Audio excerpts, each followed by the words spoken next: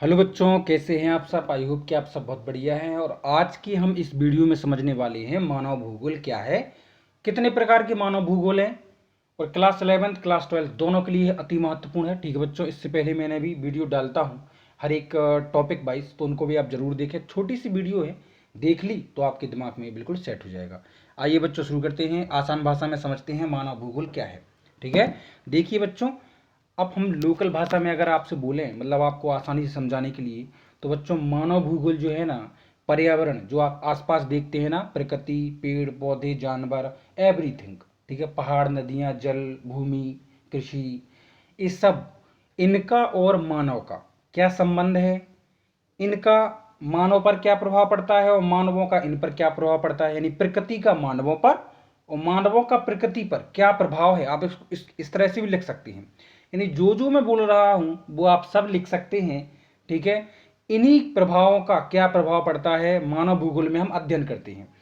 ठीक है, समझ गए ना आप। जैसे इधर लिखा है कि मानव भूगोल पर्यावरण और मानव जनित सामाजिक सांस्कृतिक परिवेश के अध्ययन से संबंधित है।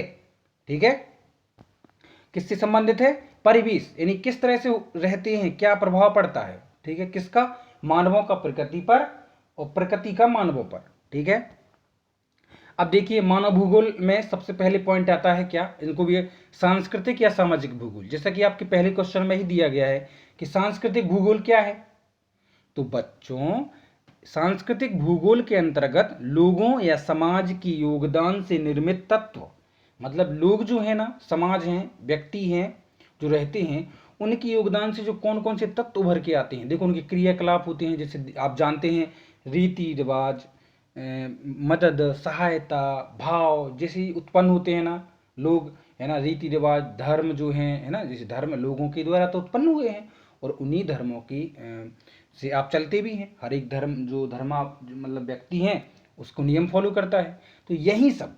ठीक है बच्चों, तो इसके अंतर्गत समाज की योगदान से निर्मित सांस्कृतिक तत्वों का अध्ययन किया जाता है। ठीक है बच्चों, दूसरा है जनसंख्या और अधिवास भूगोल। जनसंख्या और अधिवास, अधिवास मतलब आवास, जहां लोग रहते हैं। तो जनसंख्या आप जानते हैं लोगों की संख्या, तो भैया इसके अंतर्गत हम ग्रामीण यानी गांव में रहने वाले और शहरों में रहने वाली जनसंख्या वृद्धि, मतलब जनसंख्या में क्या वृद्धि हो रही, विकास हो रहा, उनका वितरण, कहाँ कितनी जनसंख्या है, कहीं पर ज़्यादा है कहीं पर कम है, उनका घनत्व, घनत्व मतलब पॉपुलेशन डेंसिटी, एक वर्ग किलोमीटर एरिया में, यानी 1 किलोमीटर का हम अगर वर्ग बना दें चारों तरफ से समान भुजाओं वाला, उसमें कितने व्यक्ति रहते हैं, वही होता जनसंख्या घनत्व। 1 वर्ग किलोमीटर एरिया में कितने व्यक्ति रहते हैं। घनत्व, लिंग अनुपात, मतलब 1000 पुरुषों पर कितनी स्त्रियां हैं, लिंग अनुपात।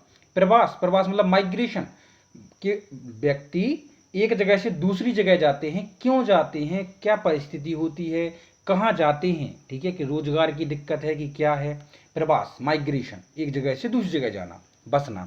व्यवसायिक संरचना, कि कहाँ के लोग क्या काम करते हैं। ठीक है, इन सब का अध्ययन किया जाता है जनसंख्या और अधिवास भूगोल के अंतर्गत। चलते हैं तीसरे पर। तीसरे में आपसे बोला गया है आर्थिक भूगोल। आर्थिक भूगोल के अंतर्गत हम आर्थिक क्रियाएं, आर्थिक क्रियाओं का मतलब होता है धन से संबंधित क्रियाएं, मतलब कि पैसा कमाना। ओके, मतलब जैसे कि आप जी समझ लीजिए कि यदि कोई स्त्री या पुरुष घर में खाना बनाता है तो वो आर्थिक क्रिया नहीं है, लेकिन यदि कोई होटल में वो खाना बनाता है तो वहां से उसको पैसे मिलते हैं, तो वो आर्थिक क्रिया होगी, यानी कि वह क्रिया जिससे आपको धन अर्जित होता है। तो भैया इसके अंतर्गत आर्थिक क्रियाएं जैसे कृषि, उद्योग, पर्यटन, व्यापार, परिवहन और सेवाओं का अध्ययन किया जाता है। सेवाएं कैसी, अब सेवाओं का मतलब, सेवाओं से भी तो बहुत इनकम जनरेट होती है। जैसे मैं क्या कर रहा हूँ, मैं आपको सेवा ही तो दे रहा हूँ। सेवा मतलब कि मैं यूट्यूब पर वीडियो बना रहा हूँ, आप उसको देख रहे हैं, मुझे थोड़ा बहुत उसका रेवेन्यू मिल जाता है। ठीक है, तो मैं आपकी सेवा कर रहा हूँ, उसके बदले में मुझे कुछ मिल जाता है। मैं कोई वस्तु तो आपको दे नहीं रहा हूँ। ठीक है बच्चों, जैसे कि आप मोबाइल में बैलेंस डलवाते हैं, आप उससे बात कर सकते हैं, कोई वस्तु तो मिली नहीं, भौतिक वस्तु तो, लेकिन सेवा जरूर मिली आपको। टीचर को जहाँ पर आप फीस पे करते हैं स्कूल में कहीं पर भी, तो वहाँ पर आपको वो पढ़ाता है, यानी सेवा एक किस्म की। ठीक है, तो सेवाओं का अध्ययन किया जाता है। ऐतिहासिक भूगोल, ठीक है, इसके अंतर्गत ऐतिहासिक प्रक्रियाओं का अध्ययन किया जाता है। अब समझिए आज से कई सौ साल पहले क्या था, आज क्या बदलाव होकर वर्तमान परिस्थिति क्या है। इसके अध्ययन को हम ऐतिहासिक भूगोल बोलते हैं। ठीक है, आसान भाषा में आप समझ सकते हैं। ठीक है, तो हम वर्तमान और भूतकाल में क्या बदलाव हुए हैं इसके अध्ययन की जानकारी देता है ऐतिहासिक भूगोल। और लास्ट पॉइंट है राजनीतिक भूगोल। तो भैया इस क्षेत्र में हम राजनीतिक घटनाओं की दृष्टि से, ये मतलब यह क्षेत्र जो है ना राजनीतिक घटनाओं की दृष्टि से देखता है। ठीक है, इसमें हम राजनीतिक घटनाओं के बारे में अध्ययन करते हैं। इसमें ऐसे भी लिख सकते हैं आप, जैसे सीमाओं, देश की सीमाओं के निकट पड़ोसी कौन है, उनसे देश के क्या संबंध हैं, चुनाव संबंधी विश्लेषण, मतदाता। ठीक है, इस तरह से आप लिख सकते हैं। आई होप कि आपको क्लियर हो चुका होगा। वीडियो की क्वालिटी इंक्रीज कर ले जिससे आपको साफ दिखे। सॉरी, ये तो बोलना ही नहीं था। तो मिलते हैं आपसे जल्दी ही नेक्स्ट वीडियो में, तब तक के लिए take care, bye bye, okay.